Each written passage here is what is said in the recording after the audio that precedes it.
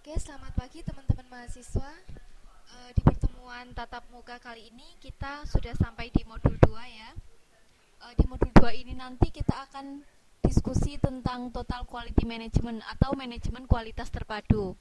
Dengan referensi yang sama dari buku manajemen kualitas karangan Ibu Dorothea Wahyu Aryani. Oke, kita langsung saja, nanti teman-teman ditunggu sambil jalan.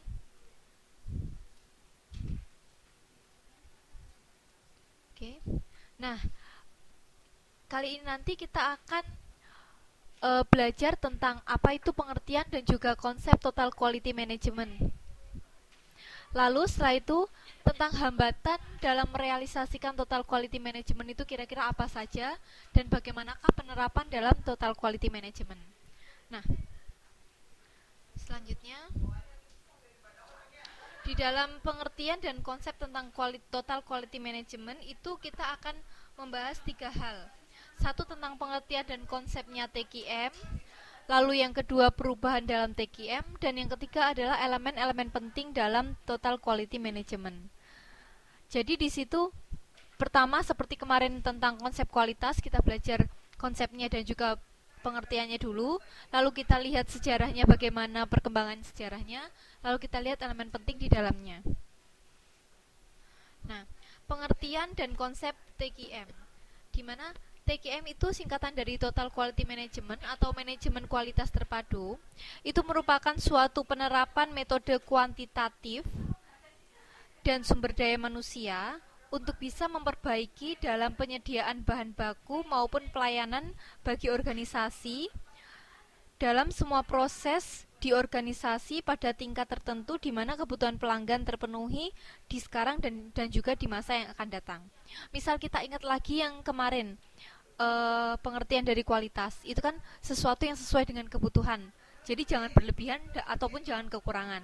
Nah, di sini kalau manajemen kualitas terpadu itu saat kita menerapkan konsep kualitas itu secara menyeluruh.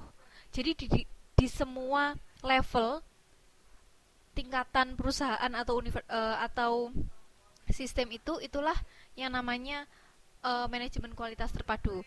Dan di sini kita akan menerapkan penggunaan metode kuantitatif. Di dalam TQM ini nanti ada sebuah tools-tools atau sebuah metode-metode yang hitungan yang dipakai untuk melihat bagaimana indikasi kualitas itu. Nanti kita akan pelajari di modul-modul belakang. Dan juga gimana caranya untuk memberdayakan sumber daya alam itu, sumber daya manusia sehingga bisa memperbaiki sistemnya jadi lebih baik dan lebih baik, seperti kemarin kita sudah bahas tentang perbaikan yang terus-menerus dari sekarang dan juga ke masa yang akan datang. Misalnya contoh mbaknya tadi itu kan ada beli kamera, terus ternyata kondisinya waktu terima kok kayak gini ya, kayak gitu. Nah, kalau misalnya itu mbaknya kasih komplain ke perusahaannya penjual kamera itu, dia harusnya membuat itu sebagai masukan agar besok tidak ada lagi komplain yang seperti itu. Contohnya seperti itu ya. Nah, di sini istilah total dalam total quality management atau istilah terpadunya itu menunjukkan segala sesuatu dan setiap orang dalam organisasi itu harus terlibat dalam kegiatan perbaikan secara terus-menerus. Jadi, perbaikan itu bukanlah hanya tanggung jawab manajer. Perbaikan itu bukanlah hanya tanggung jawab yang membuat produknya, bukan, tapi semuanya. Karena masing-masing level atau masing-masing profesi di dalam di dalam perusahaan itu kan punya fungsinya sendiri-sendiri. Nah, kalau misalnya mereka itu hanya uh, menaruhkan tanggung jawab terhadap kualitas itu ke satu orang, ya nggak jalan.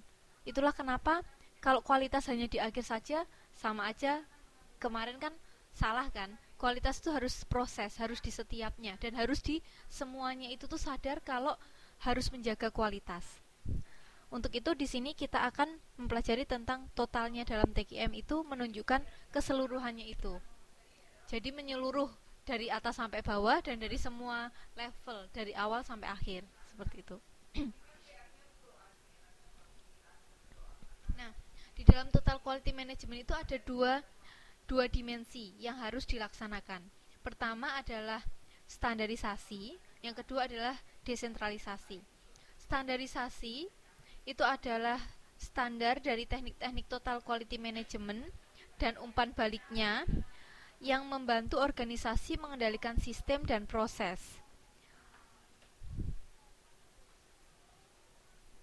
Nah, di sini untuk menunjang hal ini, struktur organisasi itu harus menjadi silakan masuk, Mbak. Monggo silakan duduk.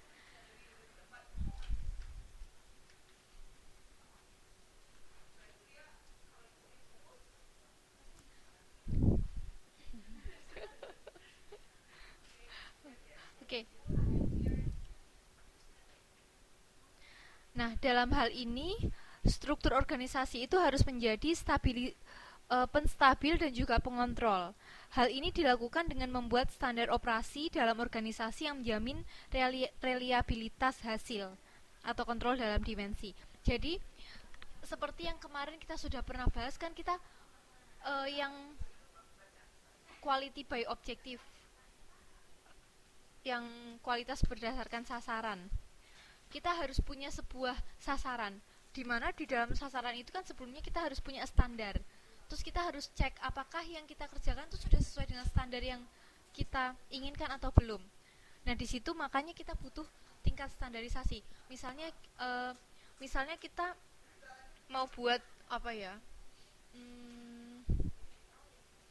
Misalnya mau buat acara lah gitu. Standarnya itu mau buat menunya apa, lalu jumlahnya berapa, itu kan sebuah standar. Jadi kayak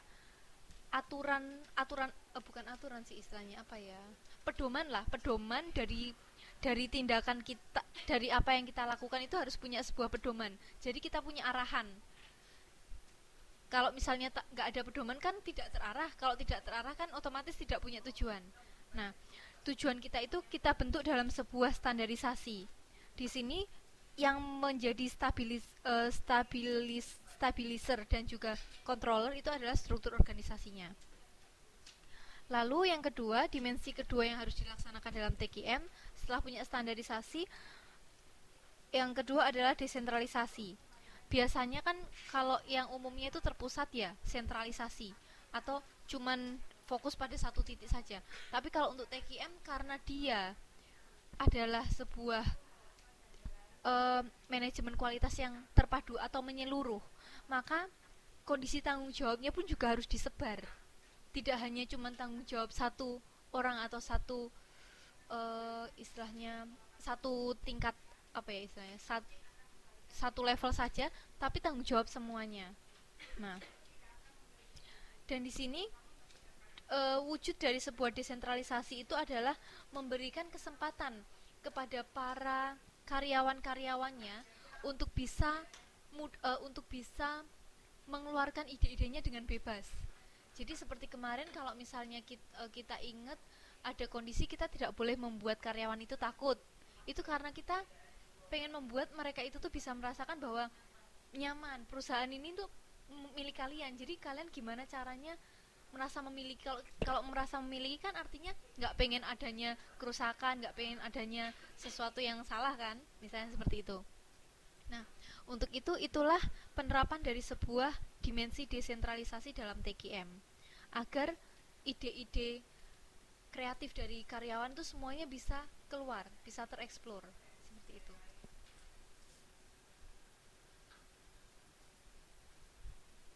Nah, total quality management itu bukanlah sebuah program yang harus sukses gitu ya dijalankan, tapi dia itu adalah sebuah pendekatan sistematik untuk mencapai level kualitas tertentu dalam memenuhi kebutuhan dan harapan pelanggan dengan mengadakan perbaikan atau peningkatan yang tidak pernah berakhir, atau yang kita bilang dengan continuous improvement. Nanti kita belajar continuous improvement, yaitu Kaizen. Jadi TQM itu bukan seperti saya punya tugas seperti ini, kerjakan tugas ini, bukan seperti itu. Tapi kita harapkan total quality management itu, kualitas itu adalah sebuah kebiasaan yang akan menjadi sebuah habit dan juga budaya di dalam setiap personil-personilnya di dalam organisasi ya. Jadi bukan sesuatu yang, kalau program kan setelah selesai programnya udah selesai kan, tapi TQM itu bukan program, jadi dia tidak pernah berakhir, akan selalu terus dan terus dan terus diperbaiki. Atau di sini filosofi dari total quality management itu adalah continuous improvement atau perbaikan yang berkelanjutan. Jadi tidak akan pernah berhenti atau never ending lah gitu ya. Nah, di sini pemahaman tentang kualitas itu tidak hanya dicapai secara mendadak. Kenapa TQM itu bukan sebuah program, tapi dia itu tuh harus dijadikan sebuah budaya? Karena pemahaman tentang kualitas itu tidak hanya dicapai secara mendadak. Kalau misalnya kita cuma tahu pengertian kualitas begini, tapi kita nggak bisa menerapkannya, kan artinya nggak ada gunanya. Nah, untuk itu kita harus jadikan dia kebiasaan, sehingga kita bisa memahami manfaat dari kita itu menjalankan sebuah kualitas itu. Manfaatnya seperti apa? Oke, oleh karena itu pemahaman tentang kualitas tidak bisa dicapai secara mendadak, tetapi bertahap dan menyeluruh. Oleh karena itu sangat penting untuk menjadikannya sebuah budaya, sehingga manajer di sini harus dapat mempercayai stafnya dalam tugas dan tanggung jawabnya masing-masing. Salah satu juga yang harus diberikan selain membuat karyawan nyaman, kita harus berikan kepercayaan. Kalau kita beri kepercayaan, efeknya adalah mereka akan merasa sungkan kan. Aduh, aku sudah dipercaya nih, aku nggak boleh melakukan kesalahan, istilah kayak gitu. Tapi itu udah dari dirinya, bukan karena tertekan, tetapi memang karena kesadaran. Nah, seperti itu. Kerangka kerja dalam TQM itu meliputi kepemimpinan dan budaya kualitas. Pemimpin dalam sebuah dalam sebuah tim atau dalam sebuah kelompok itu perlu adanya pemimpin, karena untuk menghadapi sebuah masalah kita perlu mengambil sebuah keputusan, dan kalau tidak ada pemimpin kan kita pasti bingung. Misalnya contoh, mbak teman berempat ini lagi gabung jadi satu, lagi mau buka bisnis online tapi nggak ada pemimpinnya sama sekali. Nah, ternyata dihadapkan oleh sebuah masalah. Kalau misalnya ada orang yang ingin masuk tapi pengen jadi reseller, gimana gitu. Padahal kalau nggak ada pemimpin kan nggak bisa memutuskan. Untuk itu perlu adanya pemimpin di situ. Nah, di sini dalam TQM juga kerangka kerjanya harus ada pemimpin dan adanya budaya kualitas. Lalu yang kedua, penggunaan informasi dan analisis. Di sini kita harus dinamis ya. Mbak Ari, monggo silakan masuk.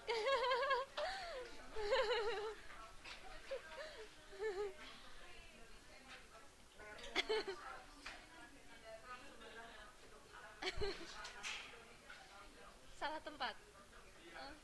Maaf lahir batin, Mbak. Pak.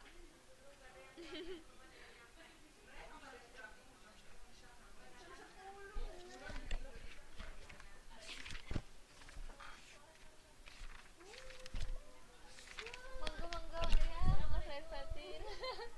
Maaf lahir batin. Silakan masuk.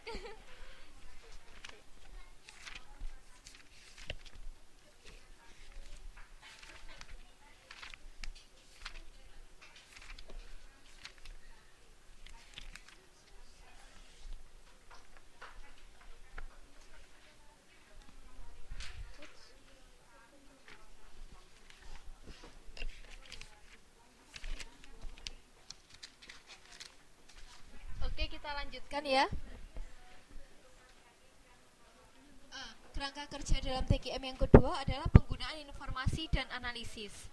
Nah, karena kualitas itu kan tidak statis ya, dia dinamis, atau kita harus menyesuaikan perubahannya dari waktu ke waktu. Untuk itu kita harus update informasi dan menganalisis bagaimana apa yang harus dilakukan dalam informasi itu. Gitu. Lalu adanya perencanaan strategik, lalu pengembangan sumber daya manusia dan manajemen sumber daya manusia, lalu manajemen kualitas proses. Nah, manajemen kualitas proses ini seperti yang kita udah belajar kemarin, di setiap prosesnya itu harus diterapkan pengendalian kualitasnya, tidak hanya di bagian akhirnya. Lalu kualitas dan hasil operasi, dan fokus pada pelanggan dan kepuasan pelanggan. Karena pada dasarnya apapun perusahaannya, apapun usahanya itu kan kita butuh pelanggan karena kan kita tujuan akhirnya adalah pelanggan. Jadi kita harus fokus pada pelanggan dan kepuasan pelanggan. Dimana kenapa kita harus fokus pada mereka? Karena kebutuhan mereka itu akan selalu berubah-ubah tiap waktu. Untuk itu kita perlu informasi tentang itu. Kita perlu menganalisis apa yang harus kita lakukan untuk bisa memahami kebutuhan mereka, untuk bisa memenuhi kebutuhan mereka secara terus menerus sekarang dan di masa yang akan datang. Oke, lalu setelah kita belajar konsep dan pengertian TQM, kita lihat sejarah perubahan total quality management itu. Pada dasarnya TQM itu berawal dari manajemen sumber daya manusia.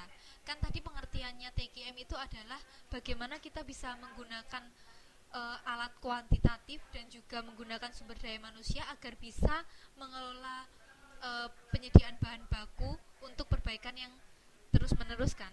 Jadi dia itu sebenarnya pada dasarnya adalah manajemen sumber daya manusia.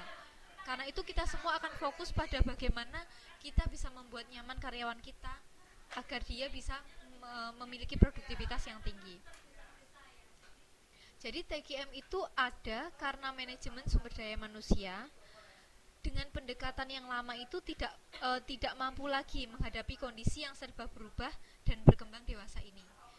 Nanti kita akan lihat kenapa kok pendekatan tradisional itu kok nggak bisa mengikuti perkembangan kebutuhan yang sekarang. Kenapa seperti itu sehingga akhirnya berubah menjadi manajemen yang namanya TQM ini.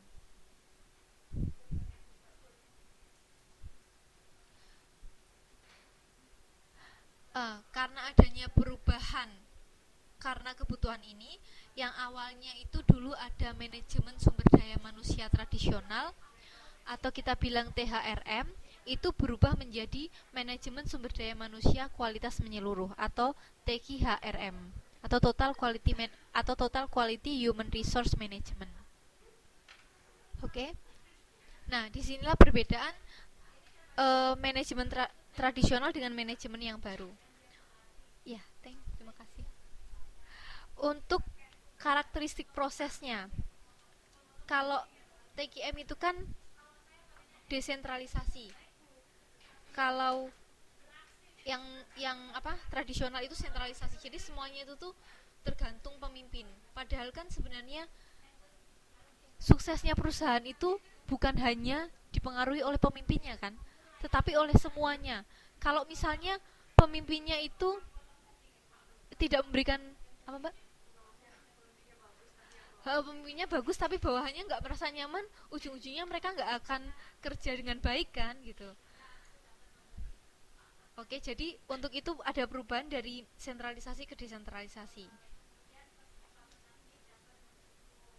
Oke, lalu kalau peralihan ini adalah perbaikannya. Kalau untuk yang TQM itu perbaikannya secara terus-menerus, tapi kalau yang tradisional itu hanya sesuai kebutuhan. Dan lebih adanya pengembangan dalam proses. Kalau di sini prosesnya administratif.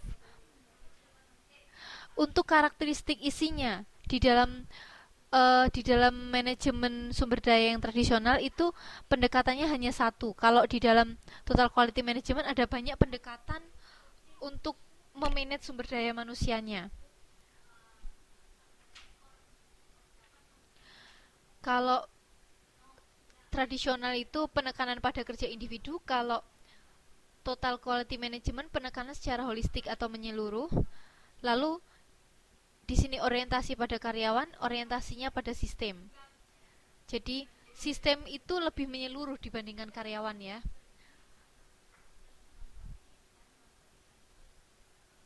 Di sini pengukuran performansi atau kinerja di sini untuk mengukur kepuasannya. Kepuasan di sini adalah dari konsumen. Jadi fokus pada konsumen.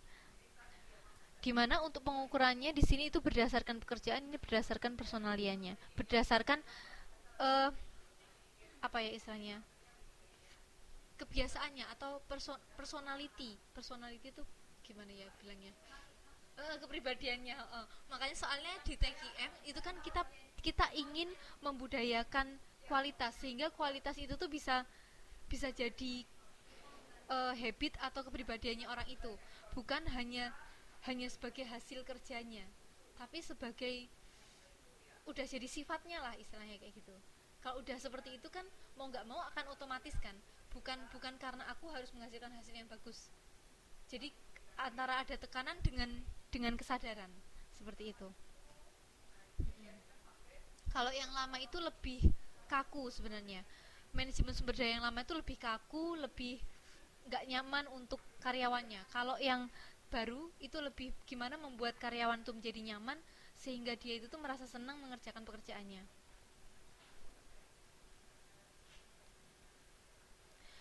Lalu di sini dari perbedaan itu kita lihat bahwa yang terpenting dalam penerapan TQM itu adalah keterlibatan secara menyeluruh setiap orang dalam organisasi atau perusahaan tersebut untuk mengubah budaya lama menjadi budaya baru. Nah, budaya lama itu adalah budaya yang kayak ada perbedaan yang begitu mengekang antara pemimpin dengan bawahannya. Jadi tidak kondusif gitu. Istilahnya kan enak tuh kalau misalnya kerja itu nyaman, terus habis itu kita sama atasan itu bisa saling terbuka, dalam arti bisa menyampaikan pendapat dengan mudah, bisa diterima, bisa diskusi dengan enak. Itu kan lebih enak daripada kita tertekan yang mana atasan pengennya kayak gini tapi nggak tahu keadaan kita yang seperti apa. Itu kan rasanya kita ujung-ujungnya kan ya udahlah, yang penting aku juga nyaman dengan caraku sendiri. Terus dia dengan caranya dia sendiri, jadi nggak enak kan, karena tidak jadi sinkron gitu. Nah, untuk itu TQM itu merubah dari budaya lama yang tidak sinkron itu menjadi budaya baru yang sinkron di dalam sistemnya, sehingga bisa menyeluruh penerapan kualitasnya. Nah, perubahan budaya tersebut itu antara lain dari kerahasiaan atau sesuatu yang bersifat selentingan menjadi komunikasi terbuka antara seluruh anggota organisasi atau perusahaan, dari pengendalian menjadi pemberdayaan, dari inspeksi menjadi pencegahan. Jadi inspeksi itu kan setelah jadi terus habis itu dicek, diinspeksi. Tapi kalau mencegah itu kan mengusahakan tidak terjadi kesalahan. Tapi kalau inspeksi itu ada kesalahan terus kita ngecek ada kesalahan nggak ya, seperti itu. Lalu dari fokus internal ke fokus eksternal. Lalu dari biaya dan penjadwalan menjadi kesesuaian terhadap kualitas. Yang keenam, dari stabilitas menjadi perubahan perbaikan terus menerus. Lalu dari persaingan menjadi kerjasama. Oh iya, sama kalau misalnya ini gimana ya, kalau ada tekanan itu kan kadang antara satu orang sama orang yang lain itu tuh pengen saling dapat muka bagus ya di hadapan atasan. Cari muka. Terus itu artinya antara pekerja yang satu level itu akan ada saingan. Itu sebenarnya nggak bagus seperti itu, walaupun sebenarnya kadang ada bagusnya ada enggaknya. Tapi untuk keharmonisan dalam sebuah organisasi itu nggak bagus. Tapi untuk atasan tahu rahasianya yang misalnya A sama B gitu ya, saingan pengen tahu rahasianya A, tinggal dia tanya sama B gitu kan, pasti dikasih tahu jelek-jeleknya misalnya kayak gitu. Nah, cuman kan itu bukan seperti itu yang kita inginkan, tapi mereka bisa saling kerjasama sehingga sama-sama maju, sama-sama berkembang. Bagusnya seperti itu dibandingkan mereka saling bersaing. Kalau saling bersaing mereka hanya ingin menjatuhkan satu sama lain. Lalu dari pengalokasian dan saling melempar hal-hal yang tidak diketahui menjadi penyelesaian semua masalah sampai ke akar-akarnya. Nah, kalau ada persaingan gitu, misalnya ada masalah kan udah sana aja, itu aja kayak gitu. Tapi kalau misalnya kita udah bisa menerapkan budaya TQM, itu ujung-ujungnya kalau ada masalah ya kita diskusikan bersama-sama gitu. Karena fokusnya itu adalah kebersamaan kelompok, intinya damai bersama-sama tapi damai gitu. Oke. Nah, dari sini kita bisa lihat yang terpenting dari perubahan budaya itu adalah komitmen terhadap kualitas dari manajemen puncak atau manajemen senior yang akan membantu untuk mendukung pembentukan kualitas dalam dalam seluruh kegiatan. Jadi, oke. Jadi di sini yang diinginkan dari perubahan budaya ini adalah sebuah komitmen yang sesuai dengan tata cara penerapan TKM-nya. Misalnya kayak atasan jangan sampai menekan bawahan, atau bisa saling mengerti, itu kan komitmen. Kadang kan ada atasan yang merasa aku lo atasan, jadinya terus apa ya, yang keluar sikapnya itu kan jadinya sikap yang nggak enak buat bawahannya. Nah, itu kita harus komitmen bahwa kita lo sama-sama, misalnya di bawah atap yang sama, yang ingin sama-sama berkembang, sama-sama mensukseskan atap itu. Untuk itu perlu komitmen dari manajemen puncak dengan bawahannya juga. Lalu perubahan budaya ini akan membuat hubungan antara atasan dan karyawan menjadi lebih baik, sehingga kerjasama bisa terjalin dengan baik dan dapat memberikan hasil yang terbaik dari kerjasama tersebut. Oke, nah dari sini perusahaan yang menggunakan filosofi total quality management dan menjadikan total quality management sebagai the way of life atau jalan hidupnya, itu akan selalu memegang prinsip untuk memberikan hal yang terbaik bagi pelanggan, atau kualitas itu adalah tanggung jawab bersama dengan fokus pada pelanggan. Seperti itu.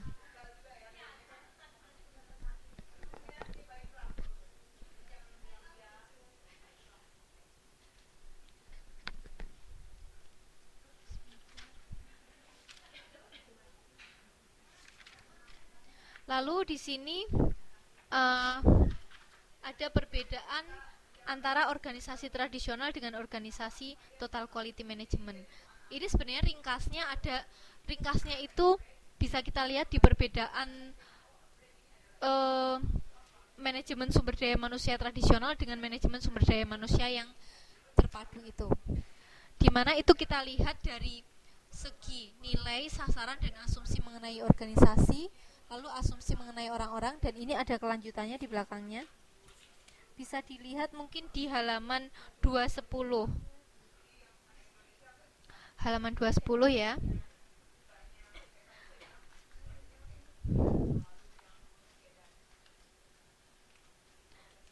Nah, di sini kita bisa lihat nilai, sasaran, dan asumsi organisasi tradisional itu berbeda dengan yang TKM. Seperti dalam menyusun sasaran dan tujuan, dalam memotivasi karyawan, dan menilai keberhasilan, dan dalam pemandangan terhadap kerja individu dan kerja tim, atau bukan kelompok. Oke ya. Selain itu, untuk karakter yang kedua, dalam asumsi terhadap karyawan atau individu secara menyeluruh juga berbeda. Oke, kalau yang lama itu karyawan dipandang negatif dengan memerlukan pengawasan ketat, terlihat dalam organisasi tradisional, sementara dalam TGM itu diberikan kepercayaan. Nah, jadi sebenarnya intinya dari tabel 22 ini yang membahas memfokuskan karakternya pada nilai, sasaran, dan asumsi mengenai organisasi, asumsi mengenai orang-orang, lalu analisis pekerjaan, pemilihan karyawan, penilaian performansi atau kinerja, dan sistem pemberian penghargaan.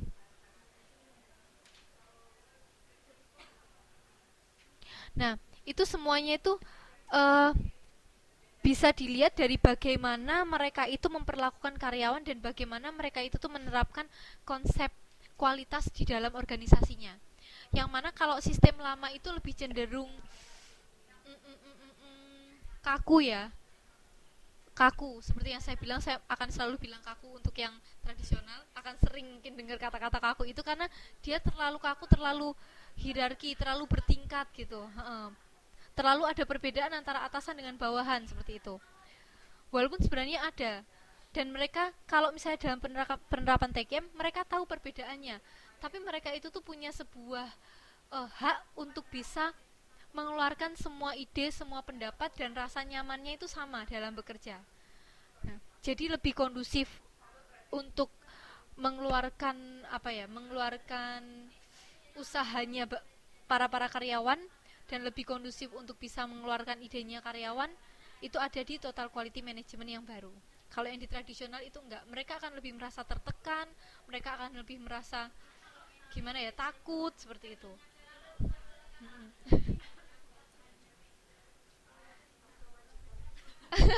Iya, kan memang iya kan ada yang enak, ada yang takut.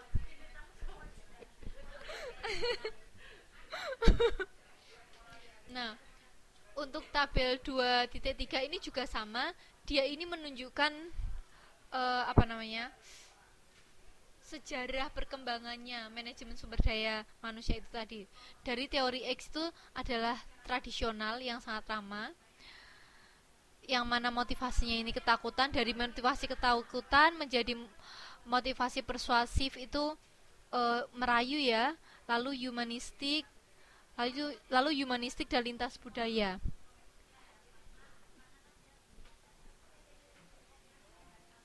Silakan masuk.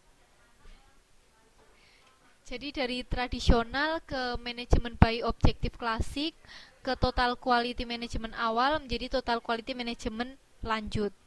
Jadi sebenarnya mereka itu selalu berkembang, berubah, berubah. Ini mungkin sampai tahap ini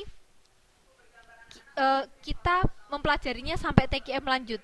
Kita nggak tahu kalau misalnya nanti ada penelitian lagi, ada perubahan pengkajian lagi, lalu ada lagi total quality management apa gitu mungkin. Itu masih mungkin, sangat mungkin karena si, dari dulu sama sekarang kita bisa lihat perubahan kan banyak ya.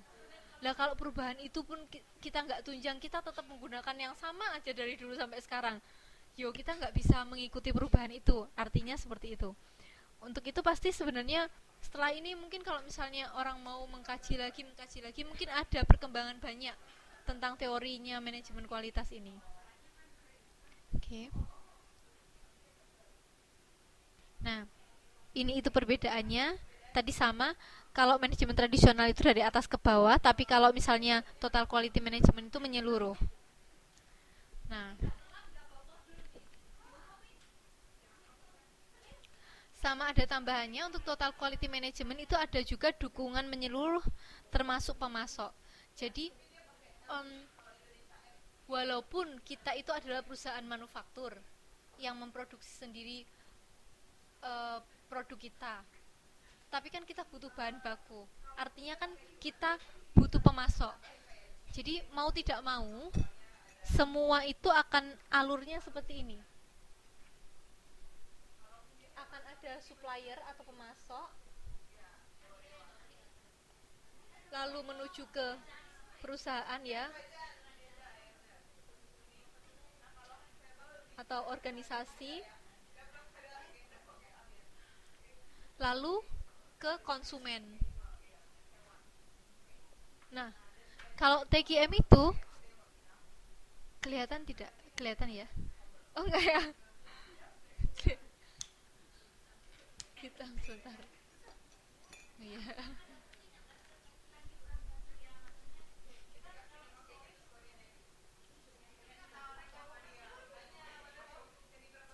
Tak hapusnya itu.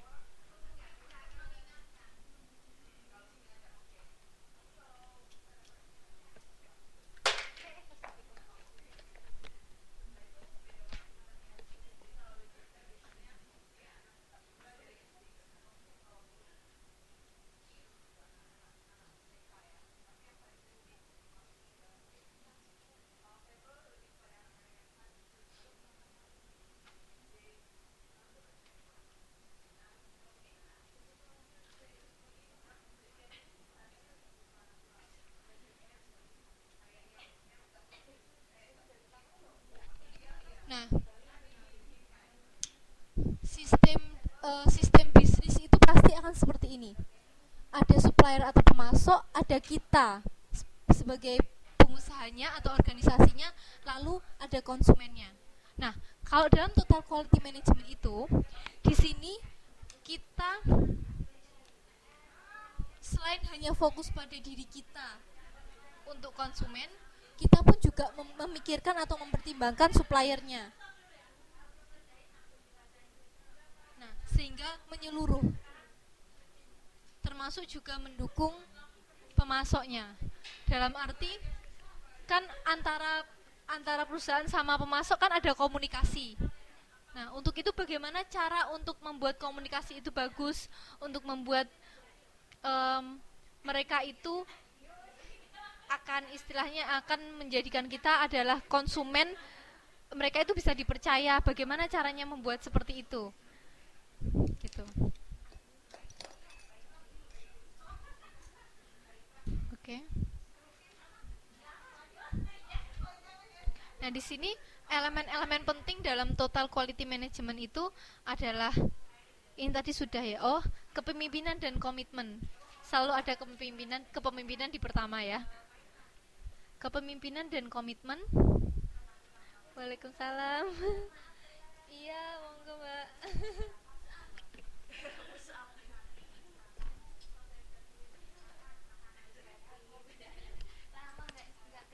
Iya. Oh, Mbaknya bukan bukan di sini ya? Oh, di sini.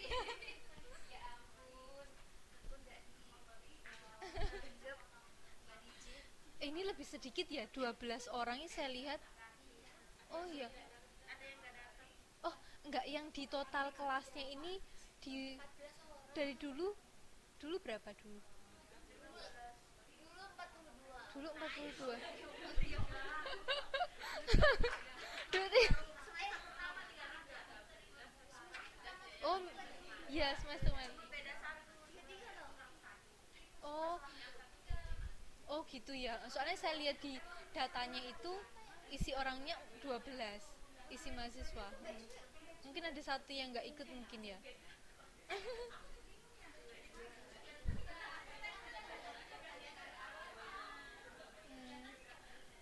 Oke.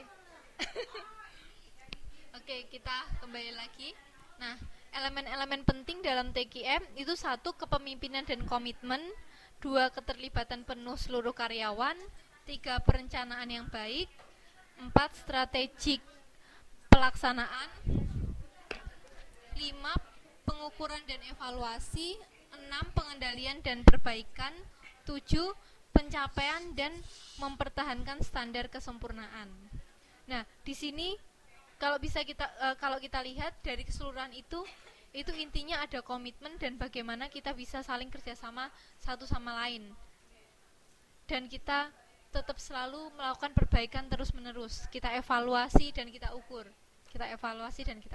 begitu.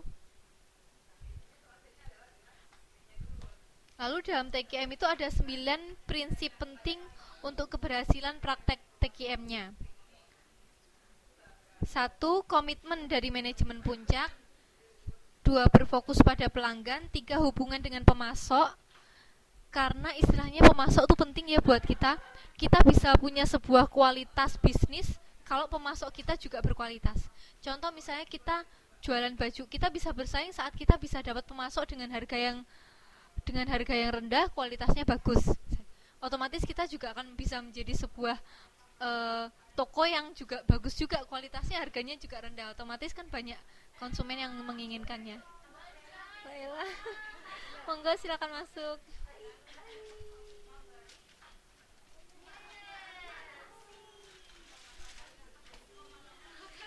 Alhamdulillah. Seneng loh saya ngeliat kelas ini soalnya rame. Dan orangnya pada masih aktif gitu.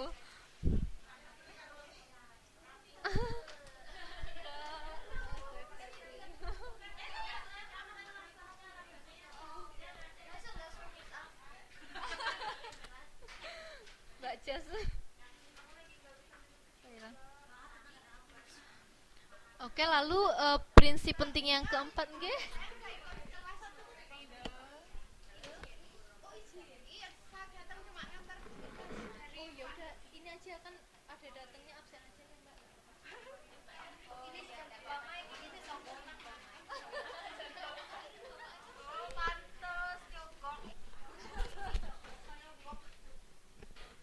Oh, tugas buat Pak Hadi ya? Pak Hadi rajin bikin tugas ya.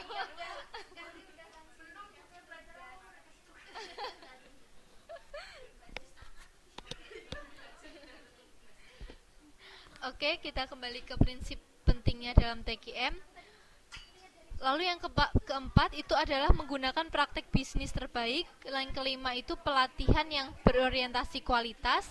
Yang keenam berfokus pada karyawan. Yang ketujuh zero defect atau nol kesalahan. Lalu yang kedelapan itu perbaikan proses. Lalu yang keenam adalah pengukuran kualitas.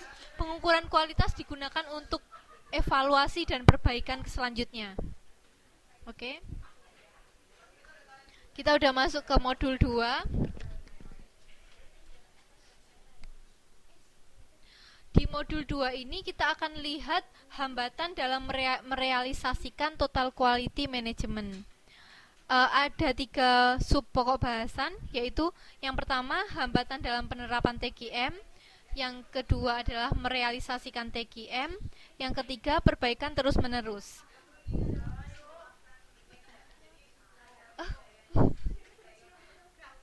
Mbak Idri ulang tahun, selamat ulang tahun Mbak.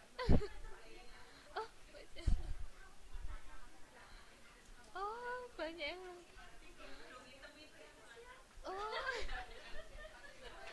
seneng ya Mbak kalau pas TTM itu sama-sama kayak apa waktu ketemunya sama teman-teman ya. Oh iya. Oke, lalu yang ketiga kita akan bahas nanti tentang perbaikan secara terus-menerus atau kaizen. Mungkin kalau misalnya Mbaknya ketemu teman yang kerja di pabrik, itu pasti mereka biasa banget dengar kaizen, kanban kayak gitu. Kaizen itu perbaikan secara terus-menerus. Nggih, hati-hati Mbak Jas. Ya, nggak apa-apa. Hati-hati Mbak. Waalaikumsalam.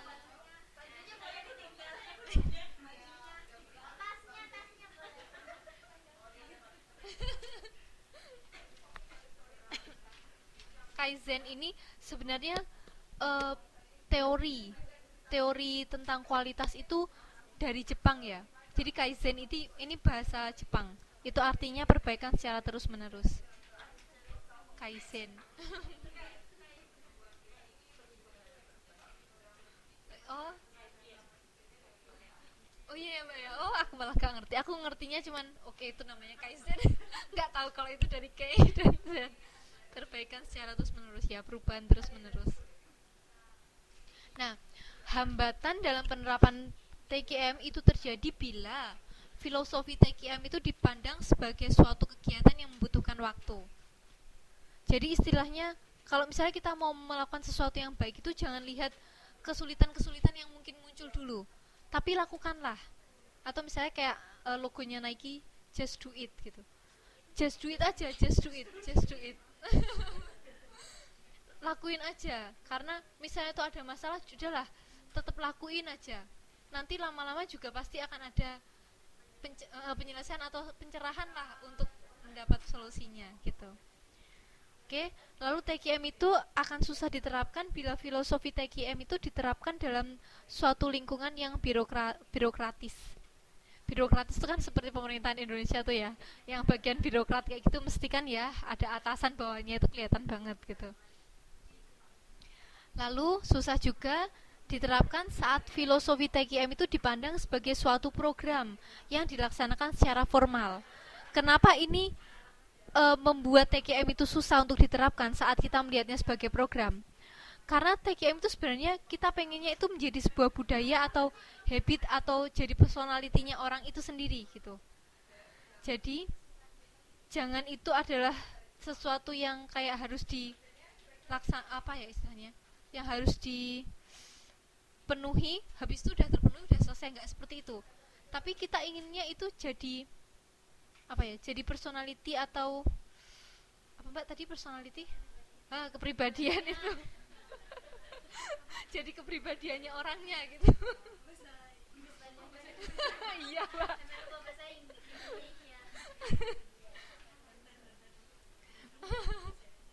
Lalu yang keempat,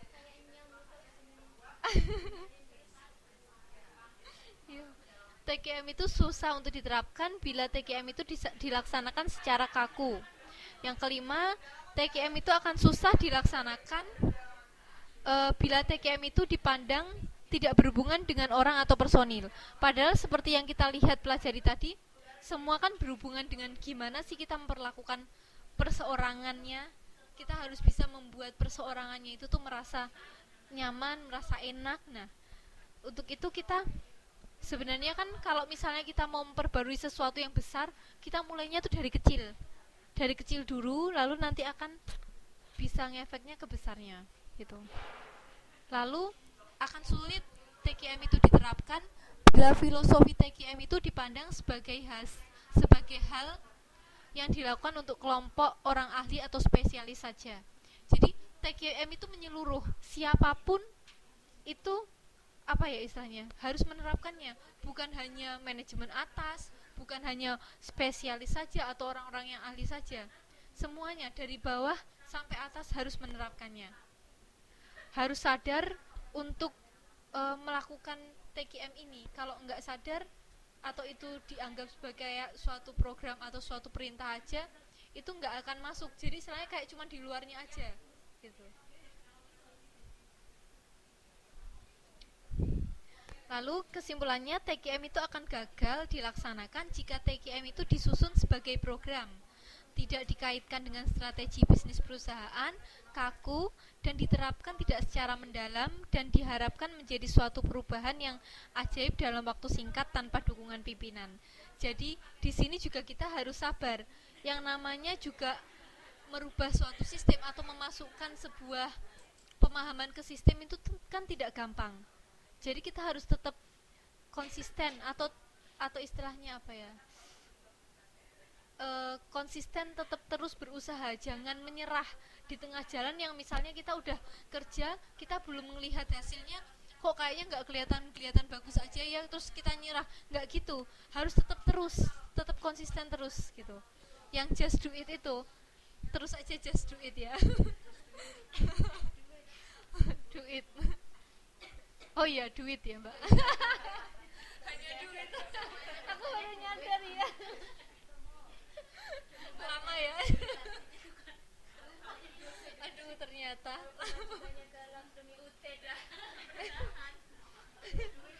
Just do it.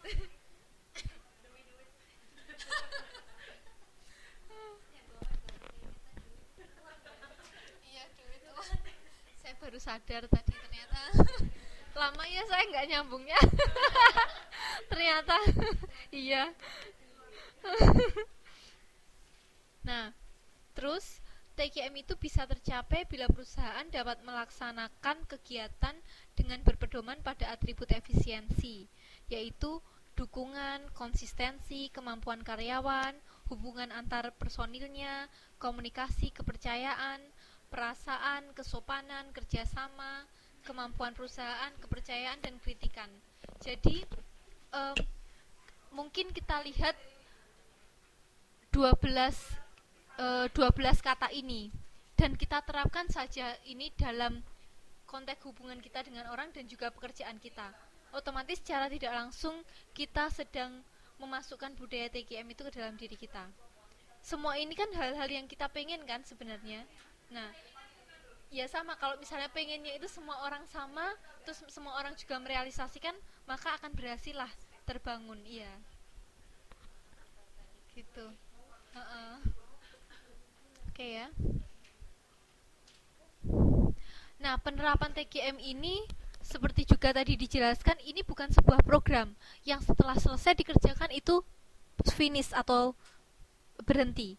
Tapi TKM itu adalah sebuah siklus yang terus menerus, nggak berhenti, terus jalan. Karena masalah kan setiap hari juga berganti-ganti. Nah, untuk itu kita harus tetap menerapkan ini terus dan terus. Nah, di sini siklusnya roda manajemen kualitas itu seperti ini. Dari plan, rencana, train itu penyampaiannya ya, lalu action itu penerapannya, lalu monitor itu ngecek bagaimana pelaksanaan tadi, mengimprove itu ya, habis kita mengevaluasi kalau misalnya ada sesuatu yang ada perlu perbaikan, ada perlu pengembangan, itu kita improve agar bisa sesuai lagi gitu ya. Terus setelah itu kita review dan kita rencanakan ulang gitu.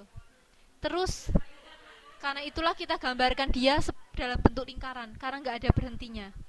Ya, terus lingkaran itu nggak ada berhentinya. Oke. Nah, di sini kunci keberhasilan dalam penyediaan pelayanan kepada para pelanggan itu antara lain satu, menetapkan siapakah pelanggan organisasi atau perusahaan tersebut.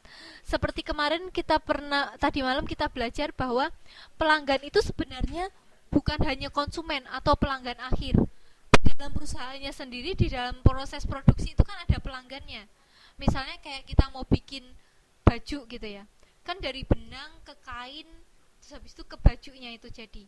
Dari benang, dari bagian yang membuat benang, bagian yang membuatnya menjadi kain lah itu konsumennya. Dari bagian yang membuat kain, bagian yang membuat baju itu adalah konsumennya. Jadi di sini kita harus tahu yang mereka butuhkan itu apa. Untuk itu kita akan berusaha menjaga kualitasnya dari langkah terkecilnya, sehingga pas dia udah jadi besar itu tidak akan ada kerusakan gitu. Lalu yang kedua, kunci keberhasilan penyediaan pelayanan kepada pelanggan adalah menanyakan kepada para pelanggan apa yang menjadi keinginan dan harapannya.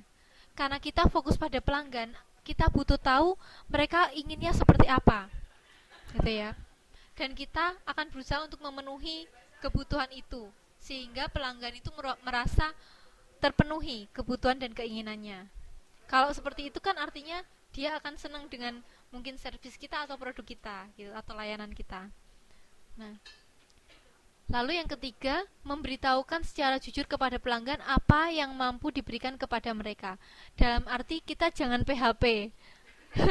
Soalnya kan kalau misalnya kita uh, istilahnya kayak ya janji-janji itu kan menyenangkan konsumen. Mbak, silakan masuk. Itu kelas sana ya.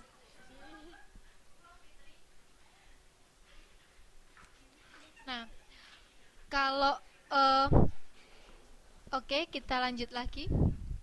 Jangan PHP itu misalnya kita sampaikan dengan jujur sesuatu yang mampu kita sediakan untuk konsumen.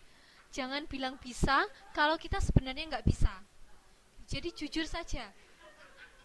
Misalnya kondisinya memang misalnya gini, kalau misalnya mbak-mbak mungkin yang sering lakukan adalah proses pengiriman uang atau pengiriman barang ya, itu kadang yang kita pengenkan kan aman, cepet dan kawan-kawan, tetapi mereka kan punya kemampuan yang mana mereka tuh mampu untuk mengirimkannya secepat apa, mereka mampu untuk menjaga keamanannya seaman apa. Itu mereka harus jujur agar kita tuh nggak merasa terbuai gitu istilahnya. Wah ini cepet tapi ternyata lo kok katanya saya tahunya lo cepet kok ternyata lama sih gitu. Nah kayak gitu kan gelok nih toh, membuat kecewa. Kalau membuat kecewa itu kan artinya kita udah bisa kehilangan konsumen. Untuk itu kita mendingan jujur. Kalau jujur konsumen kan akan berpikir dia mau mengambil ini enggak gitu. Kalau misalnya dengan kondisi yang ada dia mau mengambil ya udah. Nanti artinya dia tahu konsekuensinya seperti apa gitu. Nah, di sini penilaian kualitas antara perusahaan jasa dan manufaktur itu berbeda, di mana jasa itu lebih sulit untuk mengukurnya. Ke toilet? Oh, nggih, monggo.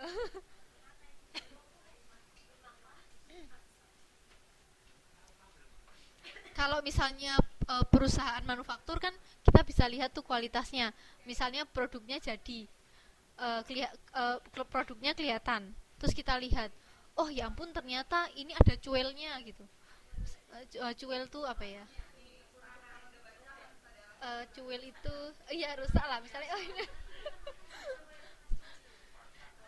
iya terkelupas gitu.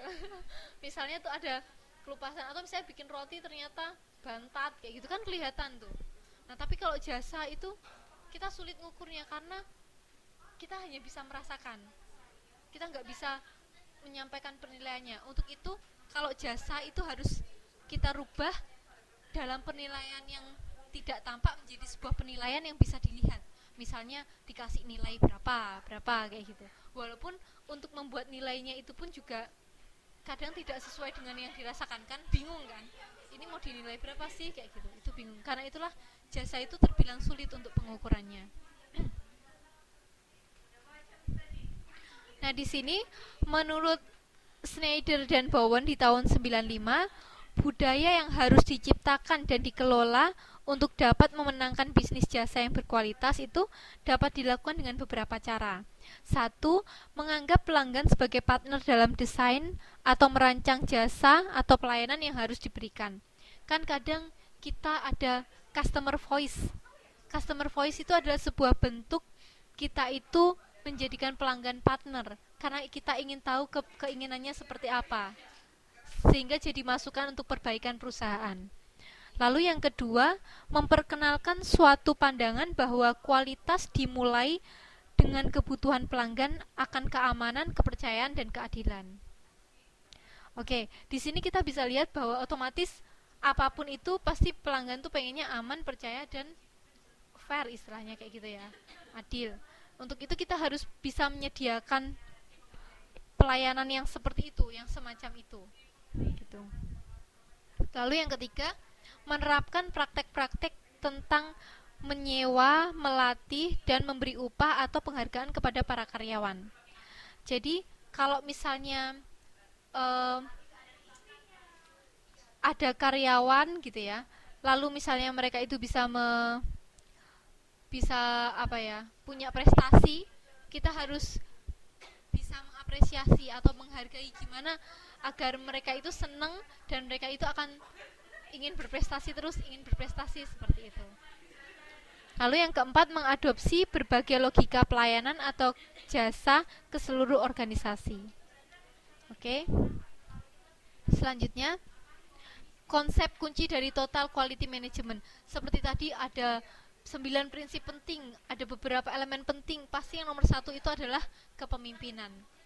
Jadi di sini pentingnya sebuah status pemimpin dalam sebuah grup itu karena pentingnya itu dia itu tuh harus ada, dan kepemimpinan itu harus punya jiwa yang benar gitu ya. Artinya tuh jiwa yang mengayomi, bukan merasa dirinya harus paling menang sendiri, nggak seperti itu. Nah, lalu yang kedua ada perubahan budaya dari budaya lama ke budaya baru. Budaya baru itu yang tadi ke apa Mbak? Personality apa? kepribadian yang berkualitas. Nah, terima kasih Mbak, untung ada Mbak. Kalau enggak saya cari-cari baca tulisannya apa.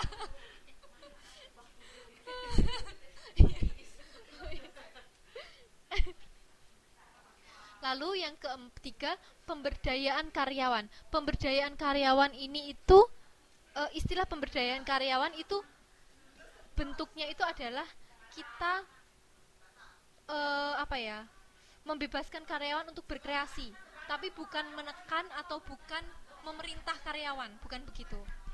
Yang kita namakan pemberdayaan karyawan itu bukanlah berbentuk seperti pengerjaan mengerjakan karyawan atau menekan karyawan, bukan, tapi berbentuk seperti membebaskan karyawan untuk berkreasi, mengeluarkan idenya dan juga menjalankan kewajibannya dengan sebaik-baiknya, seperti itu. Nah, di sini dalam pemberdayaannya bentuk keterlibatan karyawan itu dapat berupa saran atau masukan dari karyawan, lalu waktu pemecahan masalah, tim pemecahan masalah, lalu tim yang terbentuk untuk mengadakan perbaikan proses secara terus-menerus dan berkesinambungan, lalu gugus kendali mutu atau gugus kendali kualitas, lalu kelompok-kelompok kerja yang dikelola sendiri oleh para karyawan dalam suatu tim. Di mana kelompok ini biasanya itu informal. Jadi misalnya kayak discuss apa ya? Studi grup itu apa ya? Kelompok kerja. Kayak kelompok kerja gitu ya.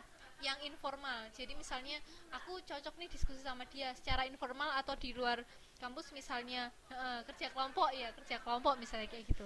Tapi yang informal. Kalau yang formalnya itu gugus kendali mutu atau gugus kendali kualitas, itu yang formal. Sebentar saya minum.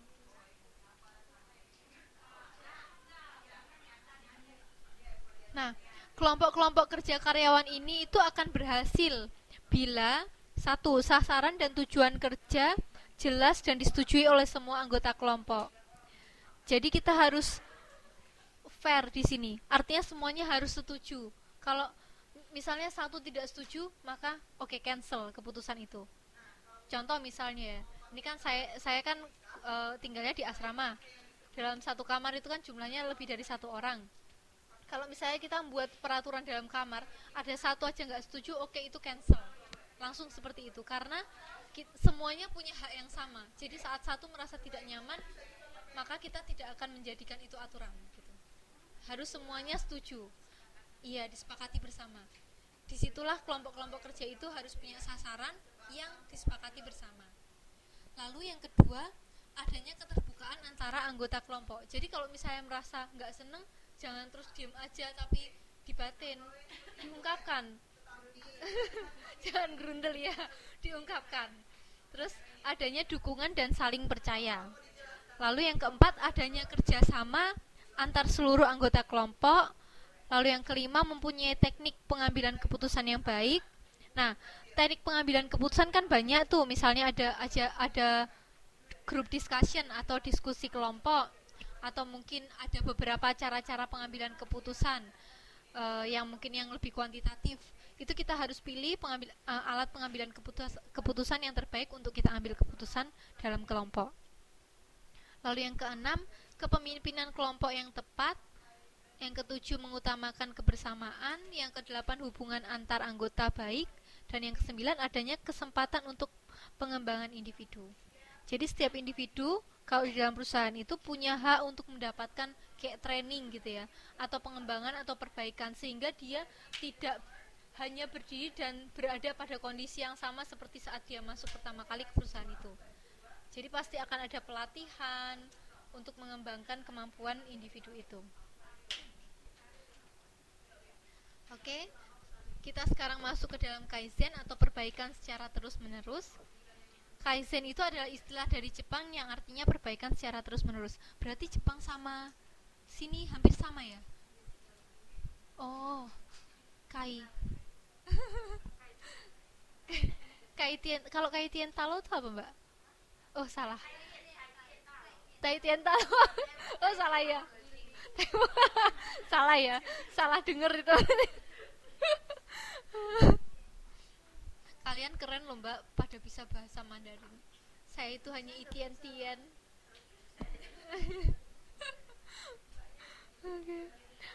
Oke, lalu yang kedua, salah satu karakteristik dalam TKM itu adalah Kaizen.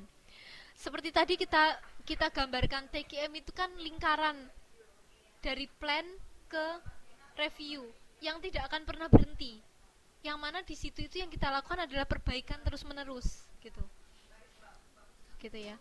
Oleh karena itu salah satu karakteristik TKM itu adalah Kaizen, yang juga merupakan salah satu perubahan yang harus dilakukan dalam melakukan filosofi TKM. Monggo silakan.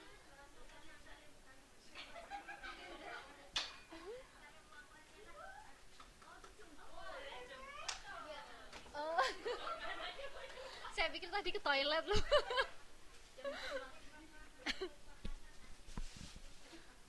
Silakan masuk, Mbak. Maaf lahir batin ya, Mbak. Oh iya, nggak apa-apa. Oke, Kaizen ini merupakan kesatuan pandangan yang komprehensif atau menyeluruh dan terintegrasi, yaitu meliputi orientasi pada pelanggan, TKM menggunakan robot sebagai alat bantu, adanya gugus kendali mutu, lalu sistem saran. Nggih, monggo. Sistem saran, otomatisasi, disiplin di tempat kerja, pemeliharaan produktivitas secara menyeluruh dan terpadu, menggunakan sistem Kanban. Kanban ini adalah sistem kartu gitu ya. Kartu untuk menginformasikan kondisi tahap sebelumnya ke tahap selanjutnya. Lalu penyempurnaan dan perbaikan mutu, tepat waktu, zero defect, kegiatan kelompok-kelompok kecil, hubungan kerjasama antara manajer dan karyawan, dan pengembangan produk baru. Nah, Disinilah Kaizen itu kesatuan dari ke-15 pandangan ini yang terintegrasi menjadi satu. Dan ini tuh diterapkan. Saat kita bisa menerapkan kesemuanya ini, maka otomatis perbaikan terus-menerus itu akan bisa dikerjakan.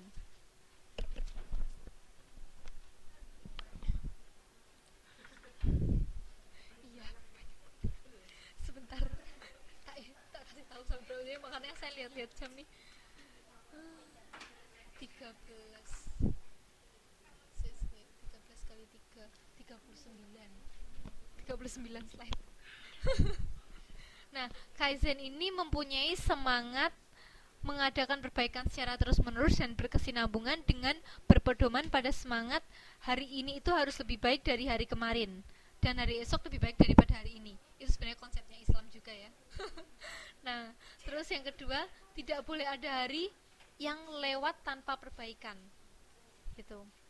Di sini mereka sebenarnya kalau misalnya nanti setelah kita belajar semua pasti akan kelihatan kok kalau semua itu adalah satu, punya garis merahnya, punya benang merah.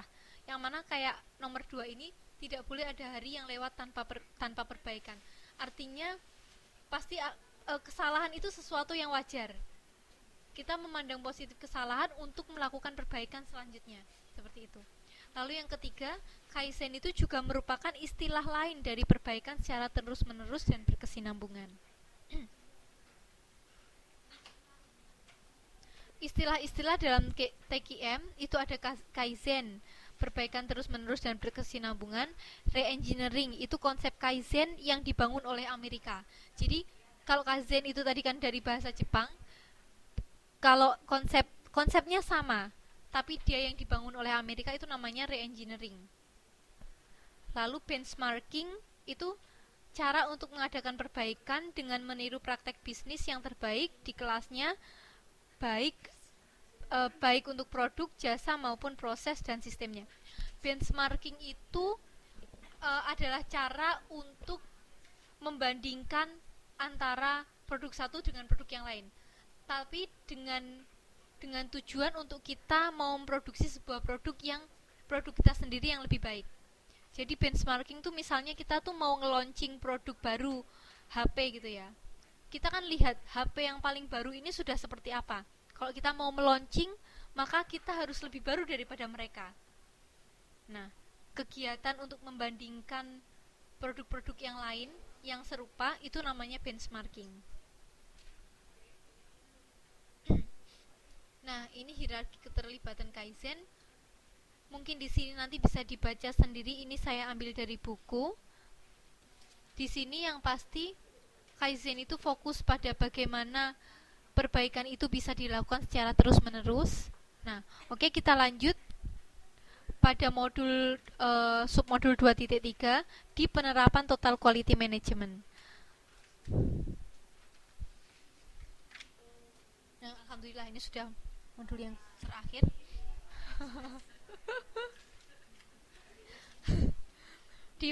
Di modul terakhir ini kita akan ada 3 subbahasan: re-engineering dan benchmarking, strategic quality management, lalu penerapan TQM dalam industri jasa dan manufaktur. Re-engineering dan benchmarking. Di sini untuk re-engineering sendiri tadi kita sudah tahu bahwa re-engineering itu adalah konsep Kaizen tapi yang dibangun oleh Amerika.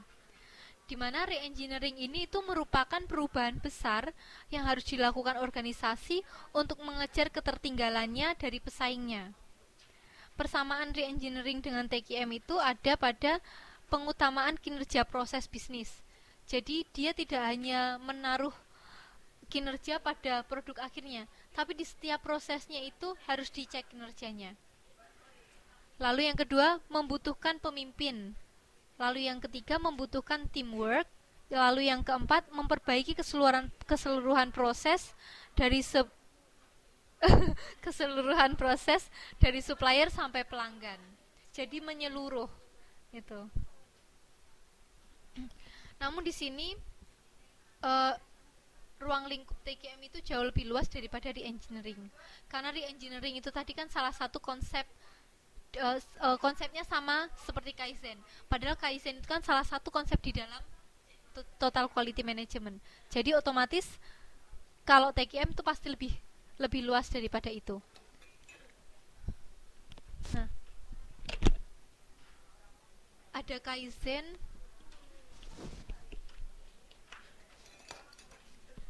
Jadi ada Kaizen di dalam TQM.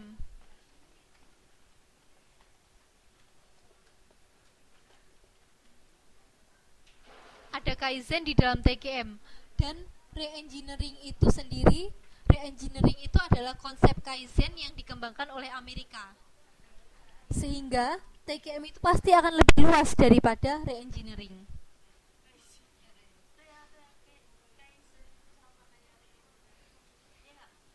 Kaizen itu konsep, ya, Kaizen itu konsep yang sama dengan re-engineering.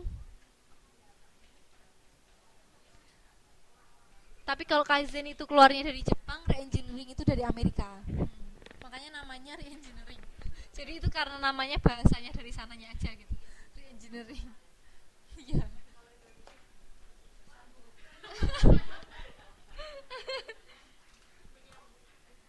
Perbaikan yang bersambung gitu ya. Oke. Selanjutnya, benchmarking itu merupakan suatu langkah untuk mengadakan perbaikan dengan meniru praktek bisnis terbaik di kelasnya. 4 teknik benchmarking. 4 teknik benchmarking itu ada internal benchmarking, di mana internal benchmarking itu membandingkan kinerja antar bagian internal saja, yaitu antara divisi atau wilayah pasar yang ada dan dikerjakan secara internal. Lalu kalau competitive benchmarking, competitive benchmarking itu perbandingan dengan produk yang sejenis. Lalu fungsional benchmarking itu perbandingan dengan fungsi bisnisnya. Lalu generic benchmarking itu perbandingan terhadap pengembangan produk baru. Jadi kalau internal itu perbandingan antar personil internalnya, kalau kompetitif itu perbandingan dengan pesaingnya, kalau fungsional itu perbandingan dengan fungsi kemampuan fungsi bisnisnya, kalau generic itu perbandingan produk baru. Itu 3 teknik benchmarking. Jadi tidak selalu benchmarking itu hanya eksternal. Misalnya kita mau ngeluarin produk baru, kita bandingin perusahaan A dan perusahaan B. Tapi kita juga bisa benchmarking di internal.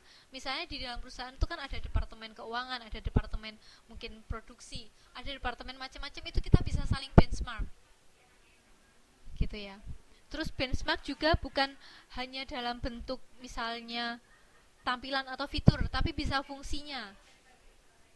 Atau itu dinamakan fungsional benchmarking. Strategic Quality Management itu adalah nama lain dari TQM, karena keduanya itu menyangkut keputusan strategik dan secara terus-menerus melakukan perbaikan. Strategic Quality Management itu, dia bilang strategik karena kalau strategik itu artinya pengambilan keputusannya itu akan berjalan untuk waktu yang tidak hanya sebentar, tapi untuk waktu lama. Karena itulah dia dinamakan Strategic Quality Management sekarang dan di masa yang akan datang. Itu nama lainnya TQM. Konsep inti dalam itu SQM ya, bukan SCM. Strategic Quality Management itu meliputi fokus pada pelanggan. Keplese-plese gitu ya. Iya.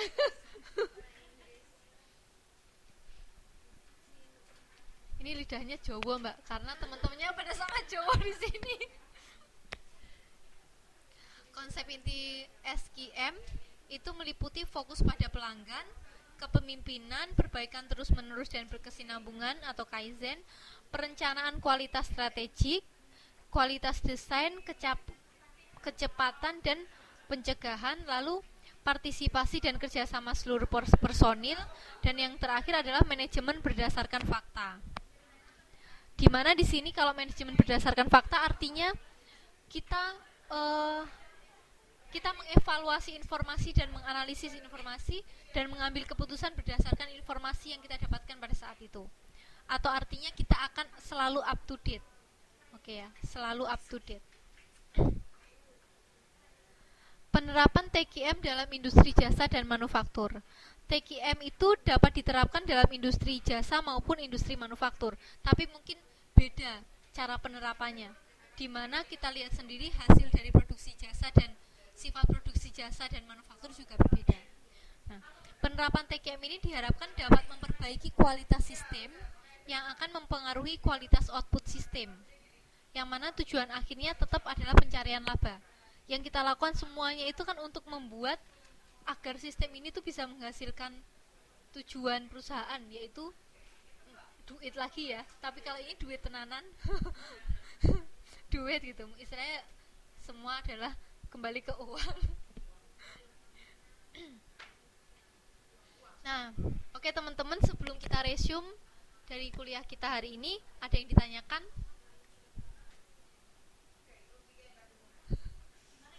Kalau kalau teori ini agak susah ya menanyakannya. Ya saya sendiri juga tahu. Kalau hitungan memang lebih itu lebih enak, misalnya yang nggak ngertinya itu kelihatan gitu. Oh iya, sama saya saran seperti yang saya sarankan tadi. Tolong tanya sama kakak-kakak angkatan tentang gimana nanti ujiannya. Karena kalau teori itu kan kita memang udah, walaupun ini juga udah panjang gitu rasanya ngomongnya ya, bukunya itu juga udah tebel, dibaca semua, mungkin juga udah selesai, tapi itu tetap belum menyeluruh gitu, masih ada mungkin sela-sela yang kadang kita nggak teliti gitu, bisa keluar di ujian seperti itu. Jadi saran saya tanya seperti apa nanti pola-polanya ujiannya gitu.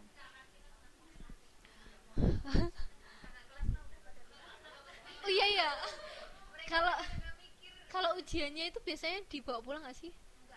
Oh enggak. Hmm, berarti tanya sekarang aja, mumpung mumpung mereka udah lupa. Yang Mbak siapa itu? Mbak Rita Seka. Mbak Rita Seka itu kemarin yang ada di kelas saya. Iya,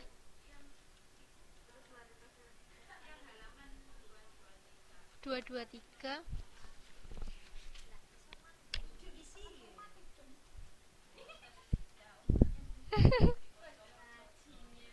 Gimana Mbak? Saya tidak yakin bisa menjawab dengan benar. Saya tahunya teorinya, tapi bukan berarti kalau ada soal bisa jawab. Gimana Mbak, yang mana? Yang nomor berapa?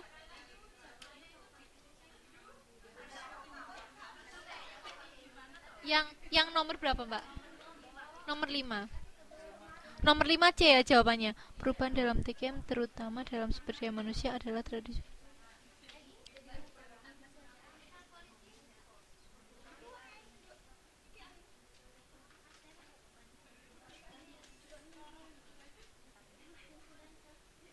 Oh, dikunci B atau C Mbak?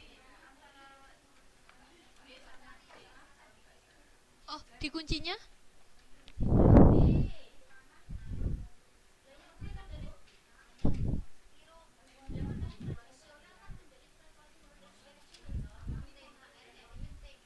Nah ini perubahan dalam TKM terutama dalam sumber daya manusia adalah ini Mbak, THRM menjadi TQ HRM, Total Quality Human Resource Management. B, jawabannya B. Ha-ha. Harusnya B. Iya, di kuncinya juga B. Di halaman berapa Mbak? 2.6.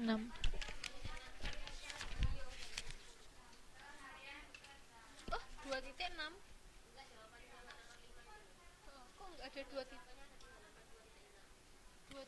tuh di mana Mbak? Kok nggak ketemu saya?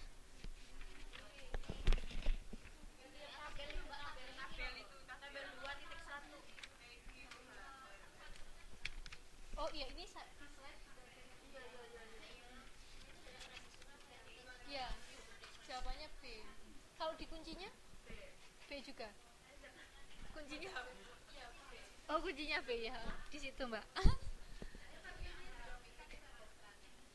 Oh iya, kalau strategi quality management itu sama, sama dengan TQM.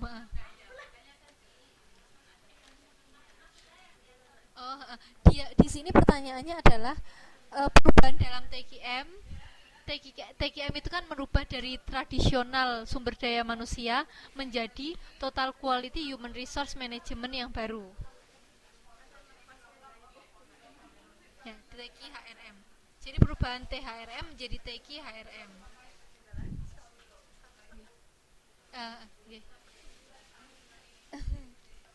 Yang ditanyakan itu adalah THRM itu berubah menjadi apa sih dalam TQM gitu. Strategik. Kalau strategic total quality management itu adalah TQM-nya sendiri. Jadi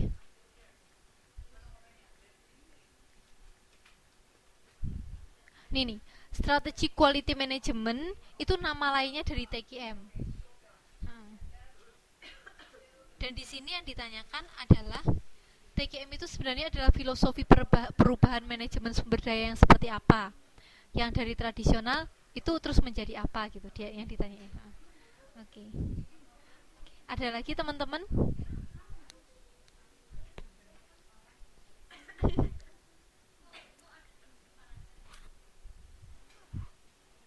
Ada lagi Mbak yang ditanyakan?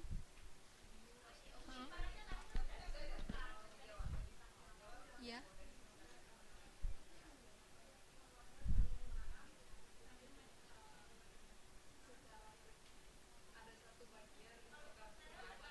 Iya.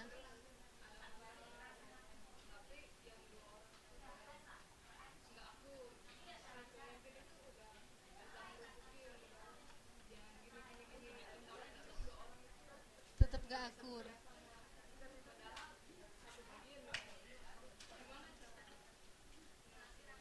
Ya, itu agak susah. Mungkin bisa dipisah saja. Tapi saya juga nggak tahu. Cuman kalau misalnya kayak gitu, namanya juga udah dari hati ya. Makanya itu penerapan TQM ini itu harus sabar dan dan memang butuh waktu. Tapi kita jangan melihat dia sebagai suatu masalah yang mana, duh lama nih terus kita nggak nerapin. Tapi tetap aja didekati, nanti lama-lama juga pasti terselesaikan. Tapi nggak bisa instan. Jadi kalau misalnya kamu misalnya sekali seperti ini habis itu lo kok nggak berubah, ya itu tidak secepat itu gitu. Harus memang didekati. Mungkin cara pencarian solusinya adalah trial and error, atau misalnya kalau di seperti ini kan bagaimana, misalnya nggak misalnya nggak bisa, ya kalau seperti ini bagaimana, kalau seperti ini bagaimana gitu. Memang agak susah karena ya pabrik juga besar dan banyak orang. Ya.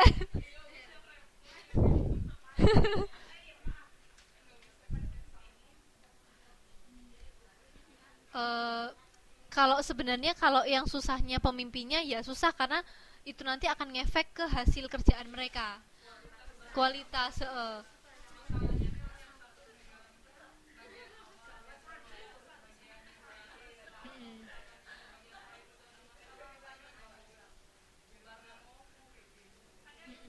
ya peningnya itu harusnya para pekerjanya itu juga merasa kalau kasihan manajernya nanti bisa pening itu dengan hasil kerjanya yang yang misalnya nggak bagus gitu.